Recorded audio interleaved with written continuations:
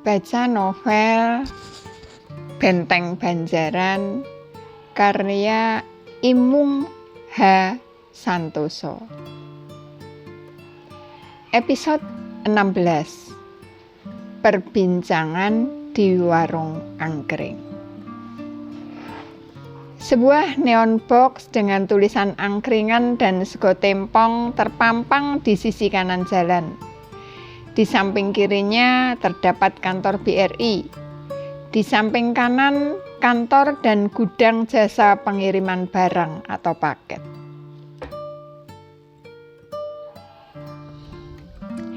Terlihat pemilik kebun buah naga dan petugas kebun sudah siap di depan warung angkring menyambut kami. Beberapa pramusaji warung angkring ikut berdiri menyambut kedatangan kami ini. Di samping pemilik kebun buah naga, sebuah papan tulis klasik terpampang tulisan warna-warni. Selamat datang rombongan angguk dari Jogja. Selamat menikmati ronde dan sego tempong secara gratis.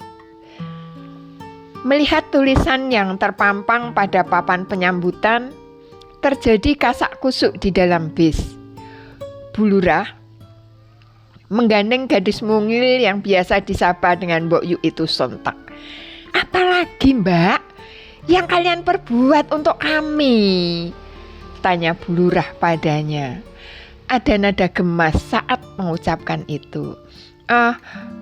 Kami hanya ingin menjadi tuan rumah yang baik, Bu. Suara Mbok Yu takut-takut. Heran saya. Kalian itu loh, sudah capek-capek mengantar kami tanpa imbalan. Mengganggu jadwal kalian, mengantar belanja murah. Bu Lurah menarik nafas panjang. Tapi masih saja membuat kejutan-kejutan. Dan ini membuat kami menjadi merasa tidak enak loh Mbak. Benar, kata Bu Lurah sambil memandangi para penangri anggrek. Bu, ini dalam rangka promosi Bu. Kebetulan warung angkring ini belum lama dibuka oleh Ibu. Wah. Bu Edi ini memang hebat. Pengusaha tenan. Kebun wisata, kebun jeruk, kebun naga, restoran. Bukan restoran Bu, hanya sekedar warung angkring. Ya, rumah makan kalau ini namanya Mbak. Rumah makan kecil-kecilan. Seluas ini dibilang kecil-kecilan. Masih banyak rumah makan yang lebih besar di sekitar sini Bu. Ini nanti kami bayar loh ya, karena memang ada dananya. Monggo Bu, nanti bisa dinego sama Ibu. Mari Mbak, Mas, bisa segera turun agar tidak kesiangan sampai Jogja besok. Gadis mungil itu mengingatkan yang lain untuk segera turun. Mari Bu, saya antar untuk ke musola dulu, katanya kepada Bu Lurah, mencoba mengalihkan perhatian. Itu, Bu Edi sudah siap di bawah menyambut kita, kata Bu Lurah kembali. Kami jadi merasa tidak enak Mbak. Kenapa Bu? Ini hanya sekedar tempat transit kan Bu? Tanya Bening. Itu loh, baca tulisan di papan itu Nduk. Ya, gratis. Seketika Bening berteriak. Shh. Bu Lurah menuel Bening sambil mengarahkan jari telunjuk ke depan bibir. Memalukan, jangan keras-keras. Spontan, Bening membuka mulutnya. Teman-teman yang lain celingukan melihat ke depan ke arah Bening saat mendengar suara Bening berteriak. Sebenarnya ada rasa bangga di dalam hatinya. Grup angguknya mendapat sambutan yang begitu baik di Banyuwangi. Benar-benar sambutan yang luar biasa. Sambutan yang tidak pernah terbayangkan sebelumnya. Kulihat Bu Lurah belum juga turun.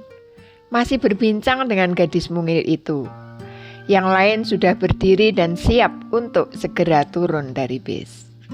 Menunggu jalan lebih longgar hingga bisa turun tanpa berdesakan.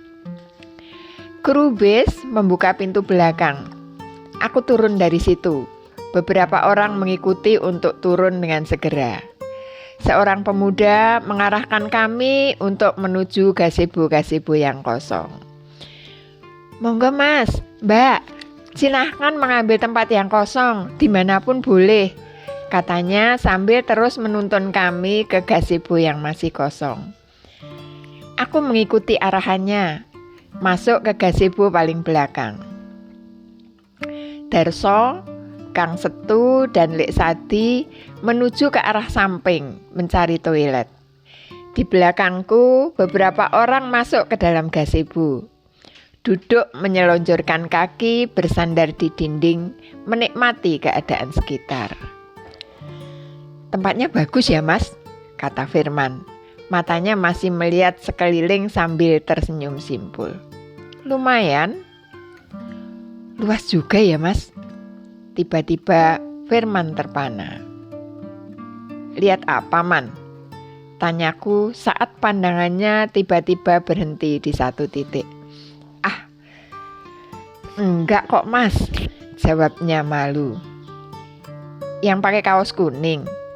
Kulihat seorang gadis sedang berbincang dengan temannya di gazebo yang paling ujung, searah dengan tatapan Firman. Bukan itu kok mas. Jadi yang mana? Seberang jalan. Di seberang, sebuah sepeda motor berhenti untuk mengisi bensin. Seorang pemuda berwajah bulat, berambut keriting, melayani menuangkan bensin ke tangki motor.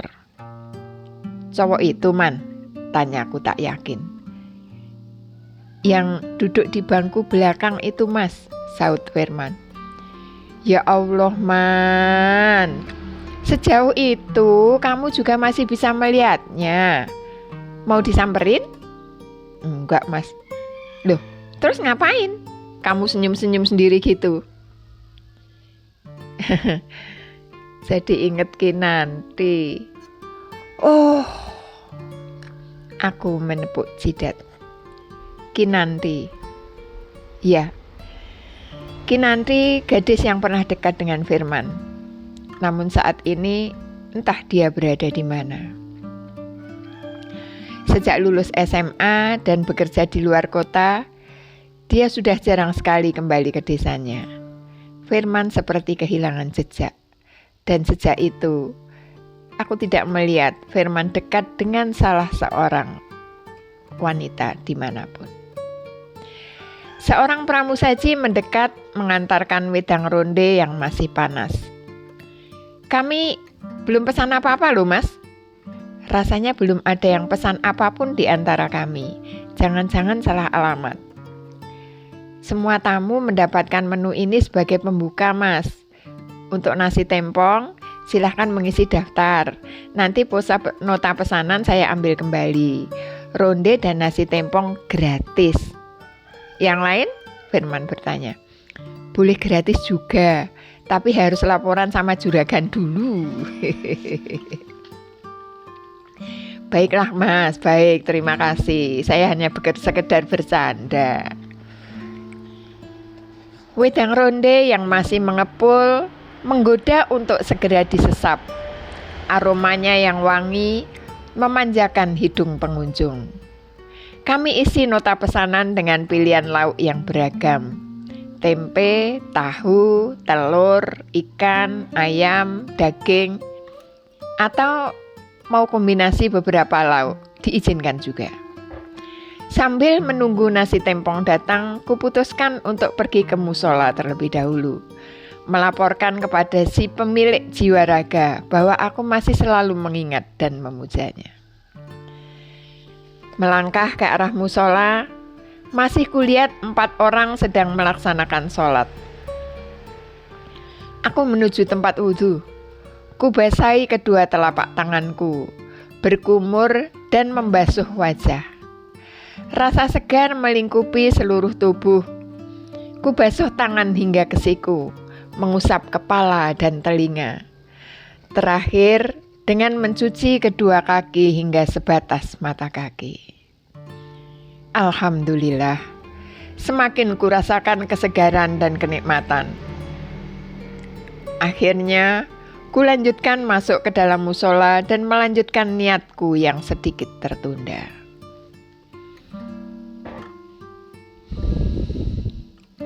Selesai melaksanakan kewajiban, kusempatkan untuk duduk sejenak di pinggir musola.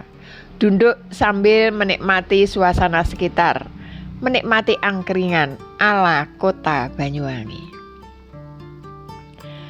Kalau kita mendengar kata angkringan di Jogja, yang ada dalam benak adalah sebuah gerobak berisi ceret, makanan, nasi bungkus. Ditutup terpal biru atau oranye dengan 2 bangku panjang sebagai tempat duduk pembeli. Selaku pembeli, kita bisa makan sambil jigang, mengangkat kaki di atas bangku. Yang jelas, di warung angkring ini, kita tak terikat tata cara makan ala table manner. Anggap saja makan di dapur rumah sendiri. Angkringan yang kita kunjungi ini sungguh berbeda konsepnya dengan yang ada dalam benak kita. Yang ada di sini adalah sebuah angkringan di sisi kiri sejajar dengan angkring sego tempong. Kemudian di sisi kanan dan belakang deretan gazebo ukuran 3x3. Ada 7 buah gazebo untuk pengunjung. Di bagian tengah disiapkan 4 buah meja panjang. Masing-masing di kanan kirinya terdapat bangku sepanjang meja. Deretan meja ini tanpa atap. Penerangan didapat dari lampu-lampu bintang yang melintang di atasnya. Kemudian, sebuah gazebo yang lebih besar berada di paling kiri, tergantung tulisan musola, muat untuk 20 orang sekali sholat. Tanaman sansevieria tertata rapi di pot-pot yang panjang menjadi pembatas antar meja di bagian tengah. Juga di sekitar gazebo, sansevieria dengan garis tepi kuning itu menyatu dengan pis lili putih yang rimbun. Tanaman bunga tabebuya kuning dan putih berada di sisi luar halaman, masing-masing sepasang hingga seperti menjadi pengapit gapura masuk warung angkring.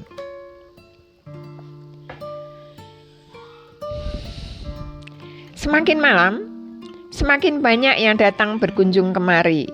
Kebanyakan dari mereka memburu ronde, minuman panas berkuah aroma jahe dengan isian tepung ketan yang dibuat bulat diisi dengan kacang tanah dan gula. Kolang-kaling yang sudah diiris tipis-tipis dan direbus, kacang tanah sangrai, roti tawar yang dipotong dadu.